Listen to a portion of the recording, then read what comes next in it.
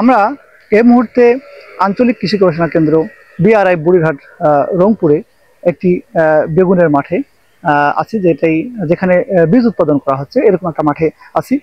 আমরা অনেক সময় দেখেছি যে বেগুন, মরিচ, টমেটো এই ধরনের ফসলে নেতিয়ে পড়া বা যেটাকে উইল্টিং বলে, হঠাৎ নেতিয়ে পড়ে বা অনেক সময় একটু সময় নিয়ে নেতিয়ে পড়ে। এই নেতিয়ে পড়া রোগটা সাধারণত দুটি কারণে হয়ে থাকে, একটি ছত্রাকজনিত, আরেকটি হচ্ছে ব্যাকটেরিয়াজনিত। আমরা যদি এই নেতিয়ে পড়া রোগের লক্ষণটার দিকে একটু তাকাই, তাহলে ছত্রাকজনিত যদি নেতিয়ে পড়া বা উইল্টিং হয়ে থাকে, তাহলে অনেক সময় দেখা যাবে যে এটা একটা পার্শিয়াল উইল্টিং হচ্ছে, মানে এক পার্শ্বে আক্রান্ত হয়েছে বা উইল্টিং হয়েছে, নেতিয়ে পড়েছে। অন্য পাতাগুলো, অন্য সাইডগুলো ভালো আছে। আমরা যদি একটু কাছ থেকে দেখি, তাহলে দেখা যাবে যে আসলে এখানে একটা ইনফেকশন পয়েন্ট থাকতে পারে। যেমন এই বেগুন গাছটার মধ্যে এই ডালগুলো কিন্তু ভালো আছে, এখানে দেখতেছি আমরা এই অংশটা কিন্তু নেতিয়ে গেছে, একটু ফল সহ নেতিয়ে গেছে। এখানে আমরা যদি একটু কাছে দেখি এখানে আক্রমণ হয়েছে ছত্রাক, খুব সম্ভবত এটি হচ্ছে হোয়াইট মোল্ড রোগের আক্রমণ হয়েছে এখানে। এবং এখানে একটা দানা স্ক্লোসিয়া আমরা দেখতে পাচ্ছি, এই দানাটা এই ছত্রাকের স্ক্লোসিয়াটা এখানে তৈরি হয়েছে। এবং যাই হোক, এখানে আক্রমণ করে এটা ব্লক হয়েছে, যার জন্য এদিক থেকে খাবার পানি এদিক থেকে কিন্তু আর আসতে পারে নাই, এই অংশটা নেতিয়ে পড়েছে। এটি হচ্ছে একটা ছত্রাকজনিত নেতিয়ে পড়া রোগের লক্ষণ। আমরা তাহলে এখানে একটা গাছ দেখা যাচ্ছে, এটি নেতিয়ে পড়েছে, এটিও পার্শিয়াল হচ্ছে, এটা ছত্রাকজনিত হতে পারে। আমরা যদি এখানে কাছ থেকে একটু দেখি, এখানেও এই অংশটুকু, শুধুমাত্র এই পার্শ্বটুকু নেতিয়ে পড়েছে, এই সাইডটা কিন্তু ভালো আছে। আমরা এখানেও দেখতে পারি এদিকে একটু গোড়াটা কালো হয়েছে, যার জন্য হয়তো সম্পূর্ণ গাছটা নেতিয়ে যাবে, কিন্তু যেহেতু এই সাইডে আক্রমণটা বেশি হয়েছে, কাজেই এই পার্শ্বটা কিন্তু নেতিয়ে পড়েছে। এবং ছত্রাকজনিত হলে অনেক সময় দেখা যাবে যেরকম পাতাটা ধীরে ধীরে যেহেতু হয়, একটু হলুদ হবে, পাতাটা হলুদ হয়ে ধীরে ধীরে মারা গেছে।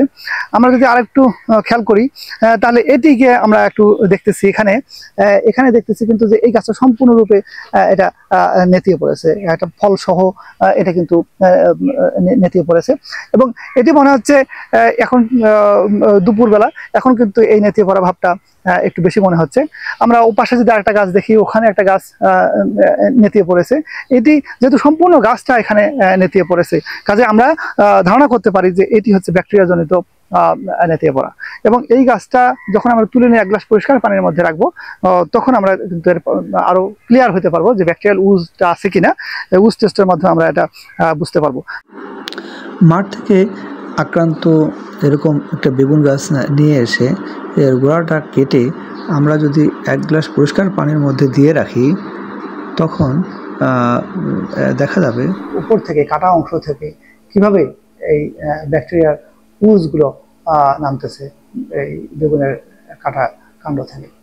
আমরা একটু সাদা দুধের মতো ঘোলা, এটি কিন্তু উপর থেকে এভাবে নামতেছে, এবং প্রচুর পরিমাণে এই ব্যাকটেরিয়ার উজগুলো কিন্তু থেকে নামতেছে। তার মানে আমরা যদি ধারণা করি যে এই ব্যাকটেরিয়াগুলো ওর যে পরিবহন তন্ত্র আছে এটা কিন্তু ব্লক করে দিয়েছে, যার জন্য নিচ থেকে পানিগুলো কিন্তু উপরের দিকে যেতে পারতেছে না। যেহেতু সম্পূর্ণ গাছটা নেতিয়ে পড়েছে, কিংবা ওখানে সম্পূর্ণ গাছটা নেতিয়ে পড়েছে, এবং এই নেতিয়ে পড়াটা কিন্তু দেখা যাবে যে একটু এটাতে বলা যায় যে এটা কিন্তু 2-3 দিনের মধ্যেই কিন্তু এই নেতিয়ে পড়াটা হয়েছে।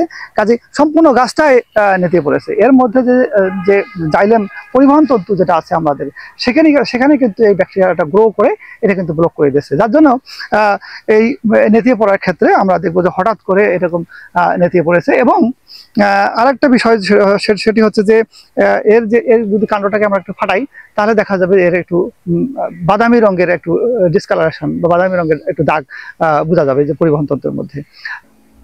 এখানে কিন্তু আক্রান্ত কাণ্ডটা, এখানে কিন্তু আমরা বাদামি দাগ দেখতেছি। যার জন্য আমরা এই বাহ্যিকভাবে এই লক্ষণগুলো দেখে কিন্তু আমরা বুঝতে পারবো যে এটি কি ছত্রাকজনিত নেতিয়ে পড়া নাকি ব্যাকটেরিয়া জনিত নেতিয়ে পড়া। ছত্রাকজনিত নেতিয়ে পড়া হলে সেক্ষেত্রে আমরা ছত্রাকনাশক দেবো। আর যদি এরকম ব্যাকটেরিয়া জনিত নেতিয়ে পড়া হয়, তাহলে অনেক আমাদেরকে সতর্কতা অবলম্বন করতে হবে, পদক্ষেপ নিতে হবে, না হলে এই এক গাছ থেকে আরেক গাছে এটি কিন্তু ছড়িয়ে পড়ার সম্ভাবনা অনেক।